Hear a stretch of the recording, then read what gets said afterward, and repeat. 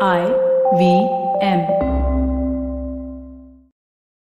Hi everybody, just wanted to ask everyone for a quick favor. We're running a brand survey right now and would really appreciate it if you could let us know what you think about the advertising on IVM. Go to ivmpodcast.com/survey and do let us know. As part of this, we'll be selecting 10 random participants and sending them some IVM swag, so do fill out those surveys.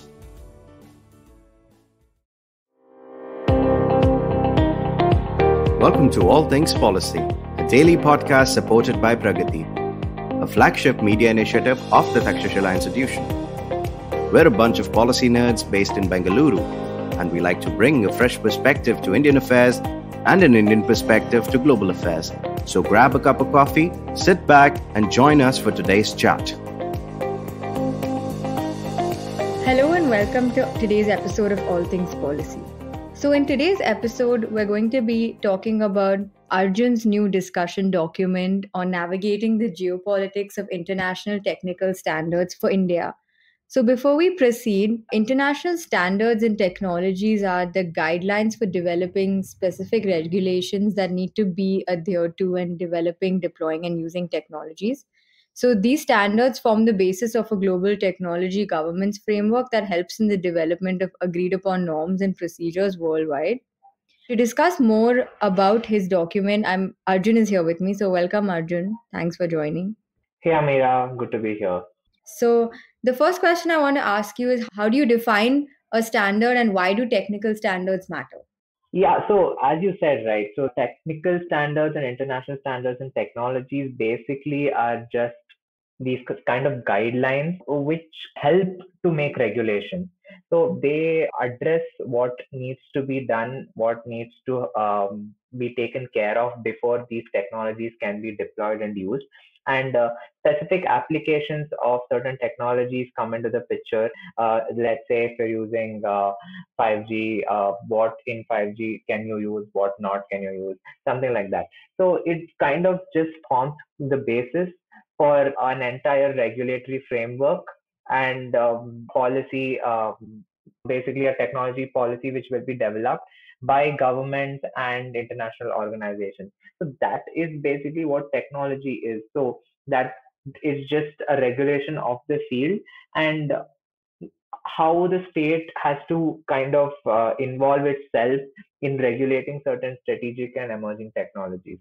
So in terms of why these technical standards matter, they are like a very, they integrate the world economy per se. So that's one of the like the major reason why standards matter.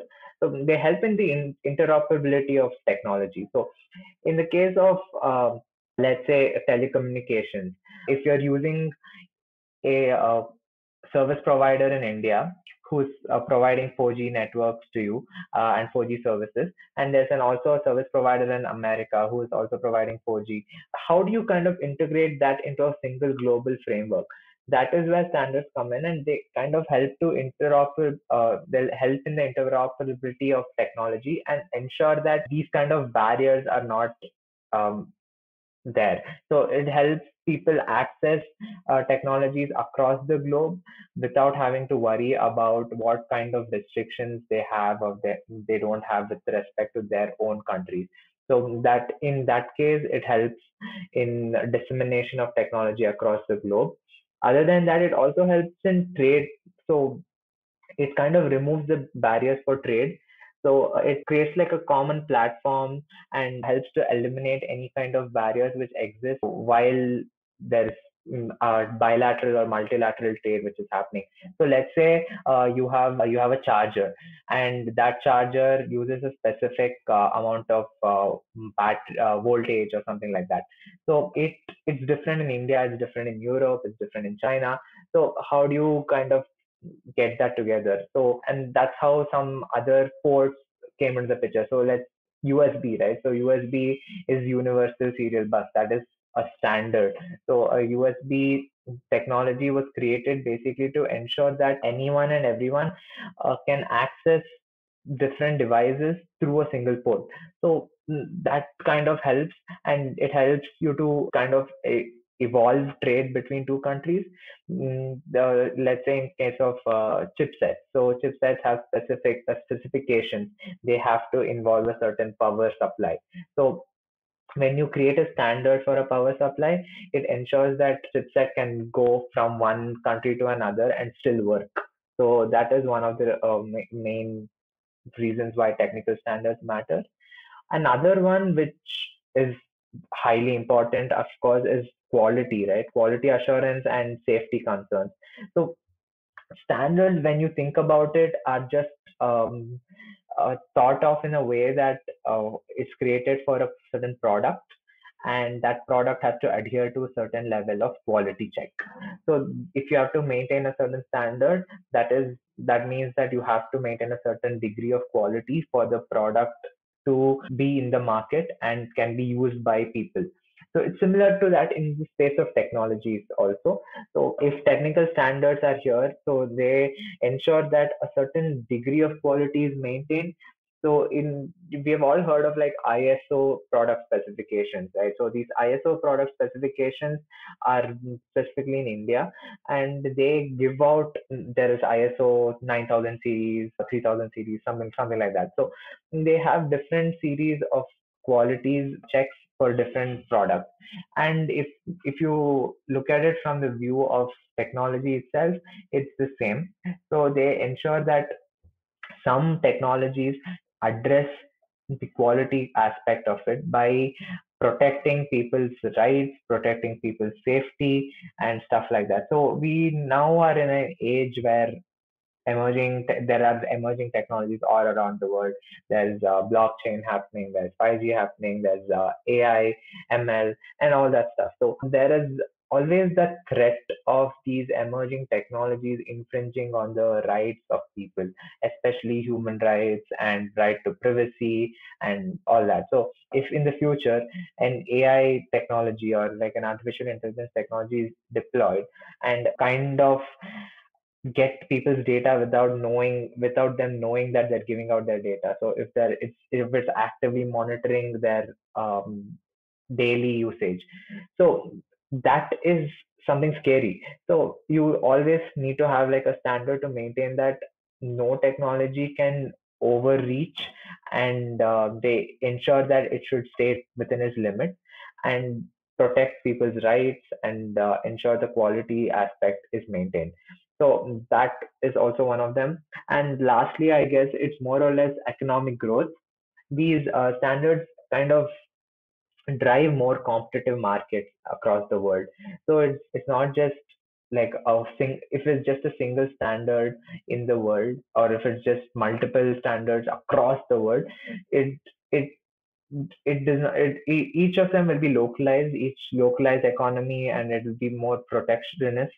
But in case of like a global international standard which is operating across regions, that time you get more trade happening, you get a better market which is developing and ensuring this technology reaches more people, and subsequently helping economies grow per se. So that's the reason why technical standards matter and why they are very necessary, especially in the information age as today. Yeah, I agree with you. I think, as you said, as we are in this information age, and soon technology will be taking over as almost every aspect of our lives. So it's so important that we learn about things like this. So my next question is: so who are the main actors involved in the setting of these global technical standards, and how do national standards organizations play a part in the entire process?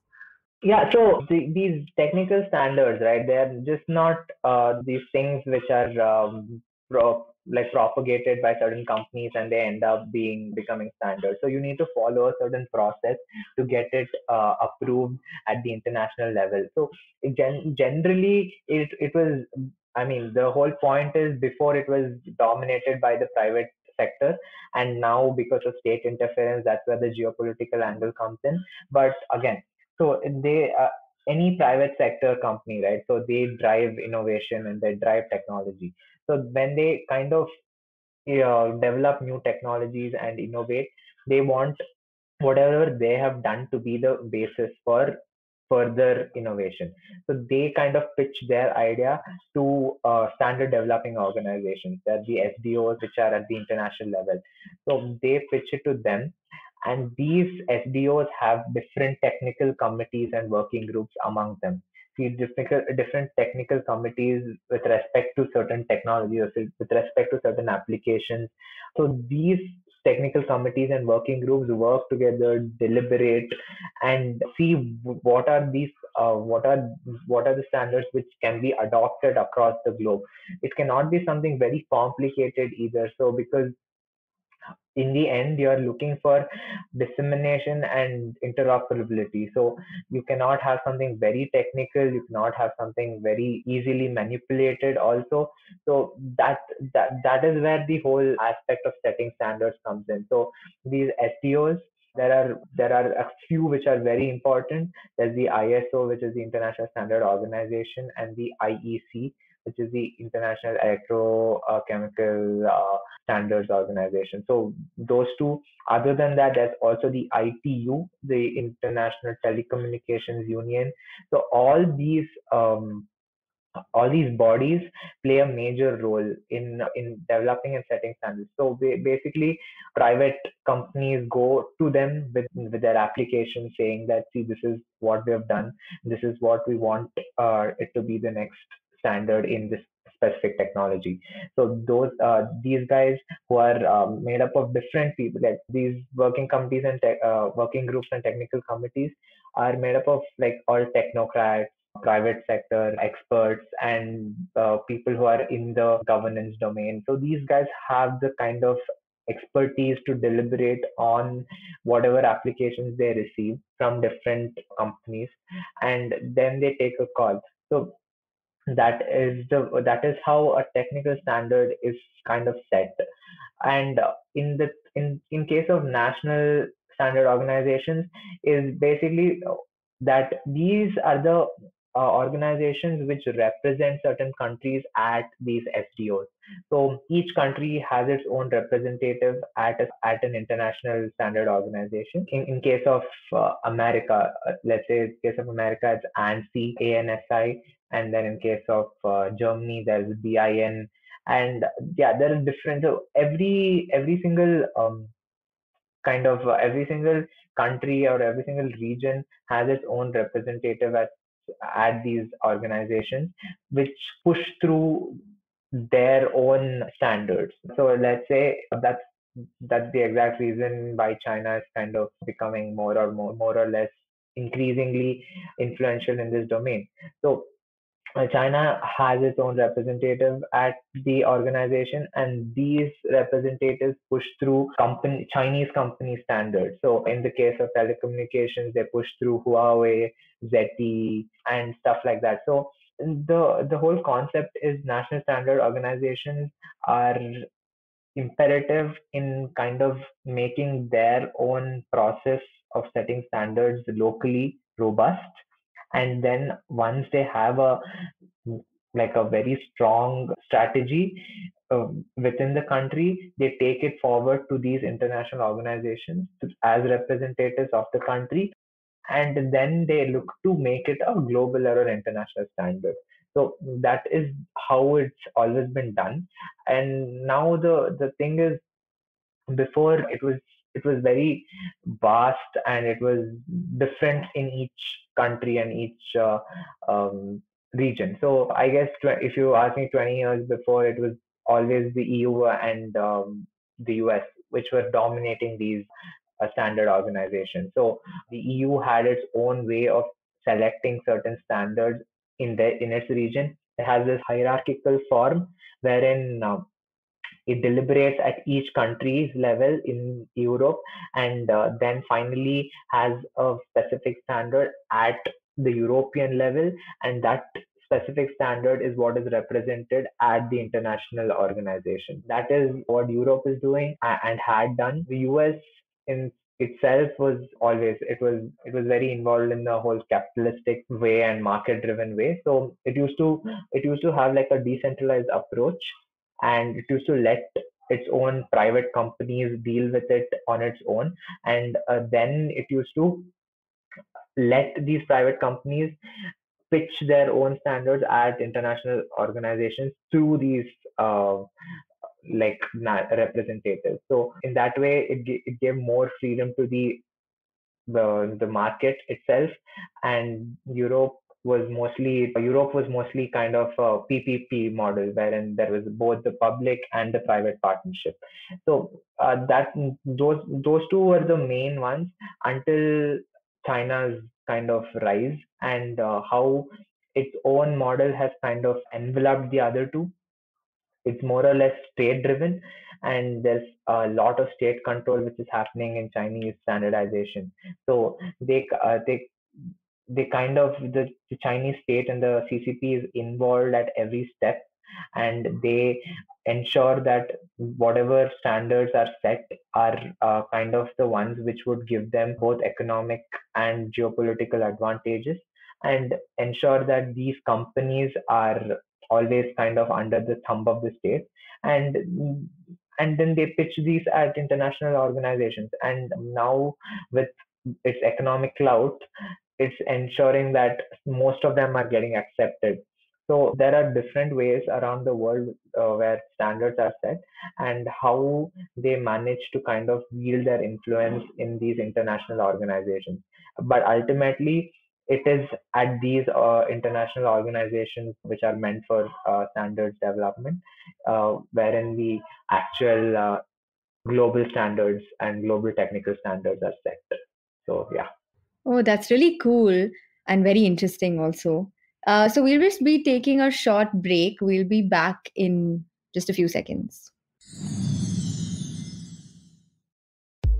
Today, with employees and IT teams no longer working under the same roof, fixing glitchy PCs and proactively managing the PC fleet is increasingly difficult. Intel vPro addresses these problems with two technologies. Intel Active Management Technology establishes a secure connection between Intel IT and Intel vPro-based PCs. In the event of a cyber attack, Intel Active Management Technology, or Intel AMT, lets IT repair and manage multiple systems simultaneously wherever they may be. The second technology is Intel Endpoint Management Assistant, or Intel EMA. EMA enables manageability via simple cloud-based web tools. Both these tools are part of the Intel vPro platform and allow faster response times, fewer help desk tickets, and lower support costs. Visit intel.in/IT Heroes to know more. Remember, Intel vPro, it's built for business. Okay, so we are back. And Arjun, you said that these technical standards are the next battleground for geopolitical struggle. So, how exactly can these technical standards be used as geopolitical tools by different states in the information age? Yeah, so that is the whole point behind the document. So, as I mentioned, right, so before it was just always the private entities who are processes. Now there's an increased influence of states in the whole process. There have been Chinese influence, there has been EU influence, and then governments are more looking to involve itself in the process and ensure that whatever standards are set would be kind of favorable to them. In terms of how it can be used as a geopolitical tool, is mainly in two different ways. It's both economic and technological. So if you kind of set a standard in an emerging technology, you get the economic benefits by controlling the governance mechanism, right? So once a technical standard is set, it gives the rights, intellectual property rights, or the IP rights to the specific company which is involved. And that specific company would be under a certain government, right? So if, let's say, Huawei gets a standard approved, it is the entire intellectual property of that application of technology would be under Huawei, and Huawei is essentially under the Chinese state. So get to drive the economic benefits of it. And the thing is, once you have set the standard, all the others who want to use the technology or use the specific application need to pay you royalty payments. They need to pay you a certain amount of money to utilize that particular technology. So that kind of gives a lot of economic benefits to the company and the state which is setting the standard. So that is why economic benefits help a lot. And this has been noticed by China before, like 20 years before, because they used to pay like almost $20 billion, $40 billion in royalty payments to American firms to innovate and use 3G technology. So now what they're trying to do is do the same thing and force other firms like European and American firms to pay them, so that they get the economic benefit out of it. Other than that, yes, the technological superiority aspect always comes into the picture. So when you kind of set a standard, you're basically controlling the entire process of technological growth. You get the first mover advantage, as what people call it, and you kind of drive the entire technology growth of that particular sector. So it kind of makes it hard for other companies to compete with you, eh, because you have set the basis, and you're building up on that. The pace of innovation and the improvement in the quality of technology kind of rests with the entity controlling the standards process. So technological growth in that specific sector can be kind of subjected to getting licenses and patent stuff from the people who own the standard or who have set the standard. So that kind of has like a huge repercussions on the global technology ecosystem. Yeah, because once once a technology becomes a very integral part of our lives, right? So it kind of remains integral to our daily life. And if a certain entity or a certain company can control how much it can grow and how much it can innovate in that specific field, it is kind of scary to know that only a certain number of people can be involved in doing that. And if others are backing out, saying that this is not where we want to be, and this technology is controlled by someone else, and we want to get away from it, basically whoever are using that specific technology will be at a very disadvantage, and they might and eventually kind of lose their they lose their voice. So that is how these technical standards can be used as geopolitical tools. But again, it's a very niche field right now, because there is a lot of stuff happening with respect to how you can influence this.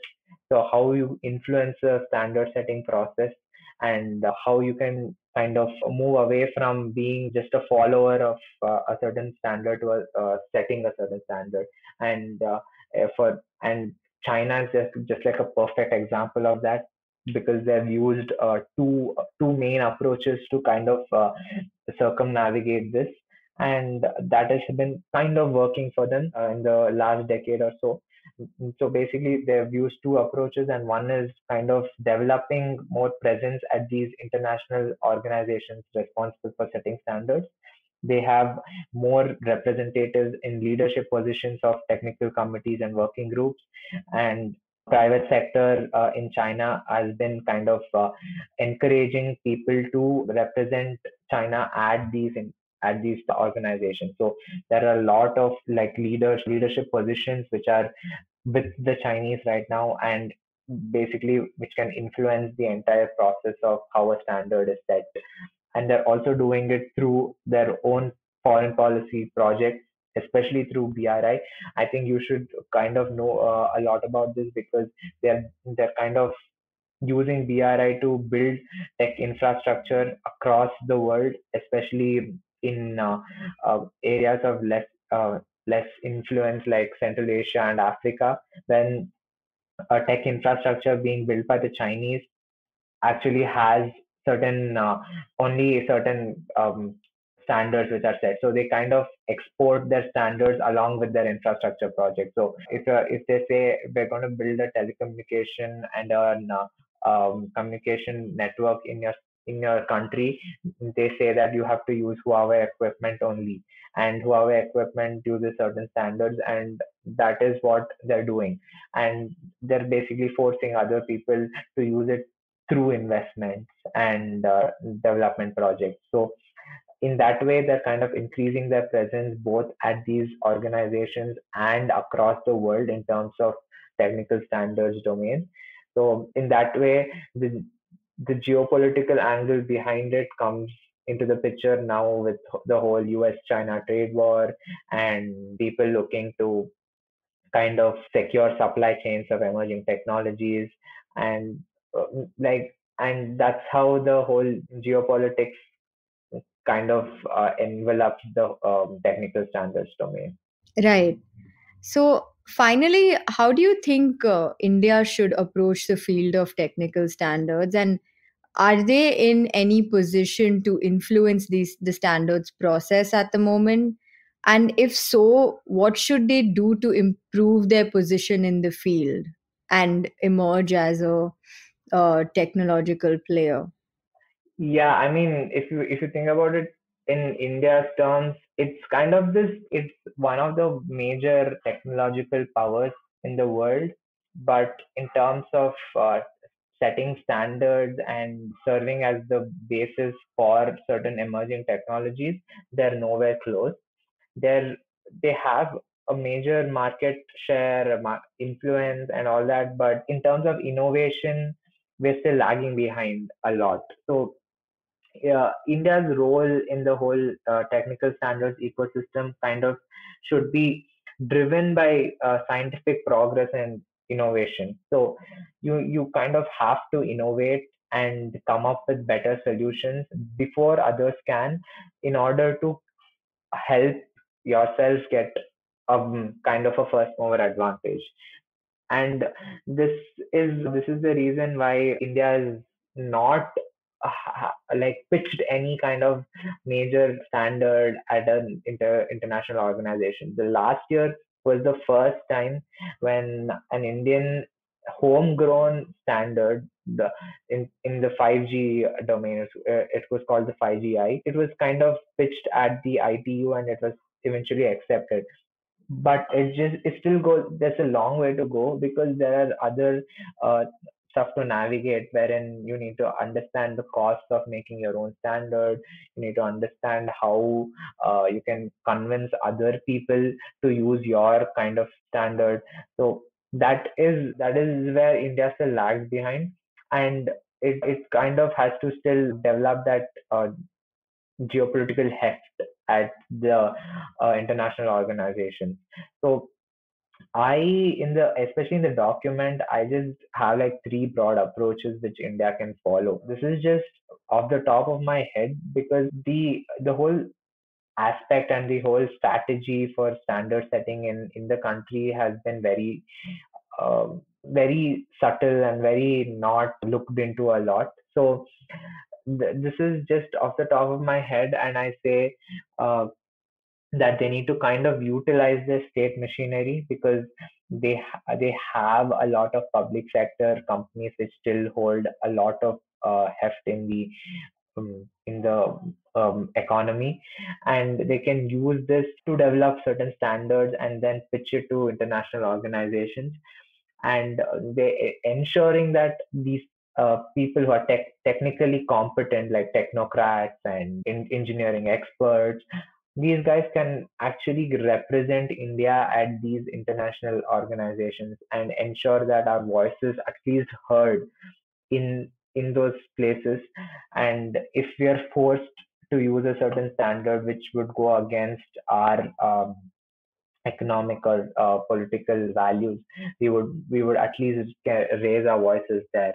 So in that way, we can ensure that we increase our involvement in the international organization for standard setting, and also ensure that at the same time we're developing technology and innovating and help which can help to set standards.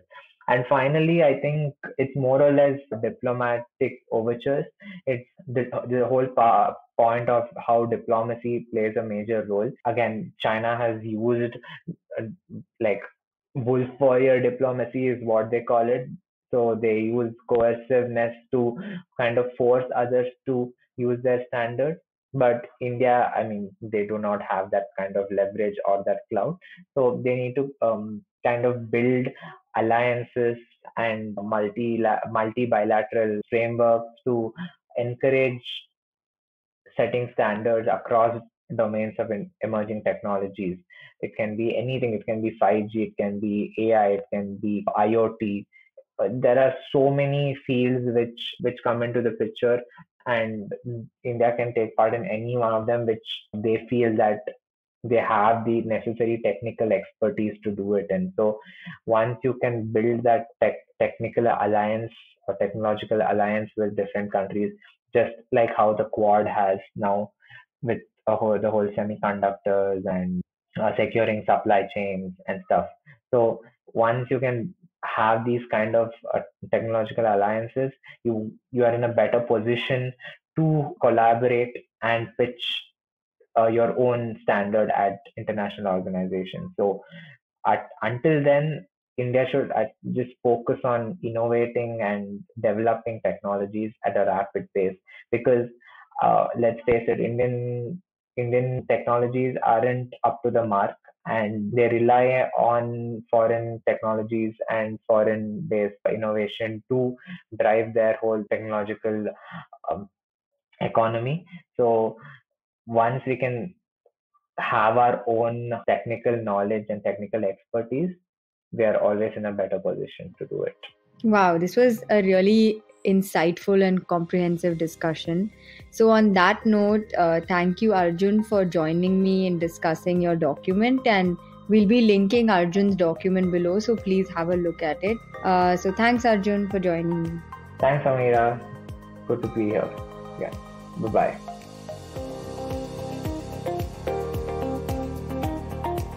If you liked our show, don't forget to check out other interesting podcasts on the IVM network. You can tune into them on the IVM Podcast app, ivmpodcast.com, or wherever you listen to your podcasts. You can also follow IVM on social media. The handle is @IVM Podcasts on Twitter, Facebook, and Instagram. And hey, if you'd like to dive into Takshashila's research on technology, strategy, and economic affairs, check us out at our Twitter handle @TakshashilaINST or our website takshashila.org.in.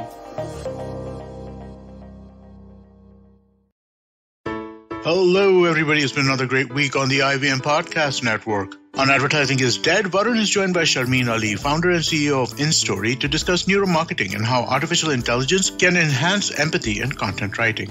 Raghavi and Nisha are back with Misconduct Season 2. We begin with actress Maria Susairaj, involved in the killing of Neeraj Grover, a TV executive. On Akla Station Adulthood, Ekta Rajani, a fashion stylist, gives Ritasha and Ayushi hope, wisdom, and useful tips to beat the adulthood blues. On All Things Policy, Pratik Wagre and Rohan Sheth look at digital communication networks and their effects on public discourse. And on Come Home to Kotak, Cyrus talks to his friend Suresh about the steps ahead of buying his dream home, design, decor, and furniture.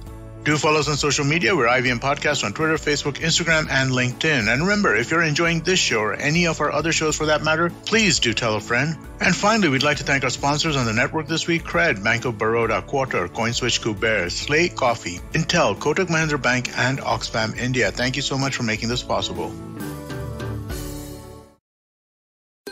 Given the unprecedented times our nation is going through, where positive is now a dreaded word, Smile India gets you delightful news from across the country about people and places that continue to spread the much-needed hope and positive vibes. I am Shifa Maitra, and you can hear Smile India with me every Thursday on the IVM app, website, or wherever you get your podcasts from. Oh, and did I tell you Smile India is available in both English and Hindi?